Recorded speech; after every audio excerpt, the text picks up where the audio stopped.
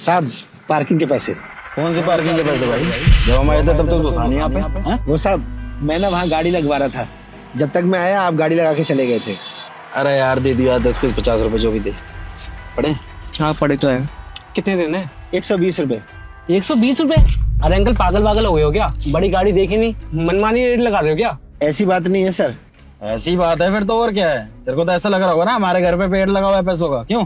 अरे साहब हम तो यहाँ नौकरी करते हैं, पार्किंग के पैसे तो मालिक के पास जाएंगे ना, उन्होंने ही तय कर रखा है ये 60 रुपए घंटा। अरे अंकल कैसी बातें कर रहे हो? ये रखो 50 रुपए। वैसे भी कौन सा मालिक को पता लग रहा है आपने पर्ची काटी है या नहीं? साहब ये तो बेईमानी होगी ना, वैसे भी मैं पर्ची काट चुका हूँ। अबे ले पर्ची पर्ची पर्ची पर्ची कर रहा है। ले ले फाड़ के फेंक दे तेरी पर्ची। अब बोल। साहब भीख नहीं मांग रहे हैं, यहाँ अपने गाड़ी पार्क करिए उसके पैसे मांग रहे हैं। अरे ईमानदारी का पाठ ना मैं मत पड़ा, समझ गया? ये 50 रुपए ले और निकल यहाँ से। हम ना ऐसे नहीं आ जाते आपके पास, जब गाड़ी निकल रही होती है हम तब आते हैं आपके पास पर्ची लेकर। नौकरी है हमारी, काम है हमारा ये। अरे रोज दिन में 10-15 लोग ऐसे आ ही जाते हैं जो बेमतलब की बहस करते हैं इस पार्किंग के लिए, लेकिन सबको पता होता है कि यहाँ गाड़ी खड़ी करनी है और पार्किंग के पैसे देने हैं, लेकिन फिर भी बहस करते हैं।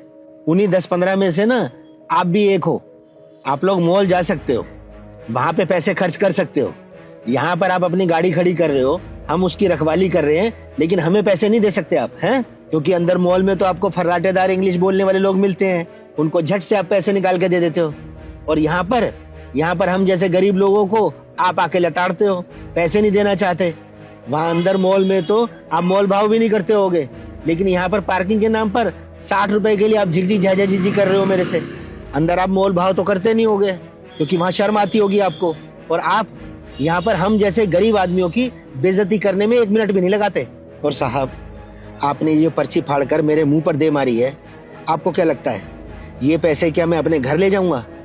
एक एक पर्ची का हिसाब वहां कंप्यूटर पे चढ़ा हुआ है। साहब अगर ये 50 रुपए मैं ले भी लूँ ना तो 70 रुपए मुझे अपनी जेब से भरने पड़ेंगे, क्योंकि सारा हिसाब किताब ना वहाँ कंप्यूटर में चढ़ता है। पिछले महीने ही 1300 रुपए मेरी तनख्वाह में से कटे हैं। कारण यही है साहब, सबको लगता है मैं अपनी मन मर्जी के पैसे लेता हूँ और अपनी जेब में रख लेता हूँ, लेकिन कभी कभी तो ऐसा होता है लोग आके ऐसे बदतमीजी से बात करते हैं, कोई गाली बकता है, कोई गिराबान पकड़ लेता है, कभी कभी तो ना हाथ भी उठा जाते हैं यहाँ पर मुझ पे। साहब ये 50 रुपए भी ना आप अपने पास ही रखिए, हमें मत दीजिए, लेकिन कम से कम भगवान के नाम पे हमारे काम को ना काम समझिए। साहब इसी नौकरी से हमारा घर चलता है, हमारे बच्चे पलते हैं।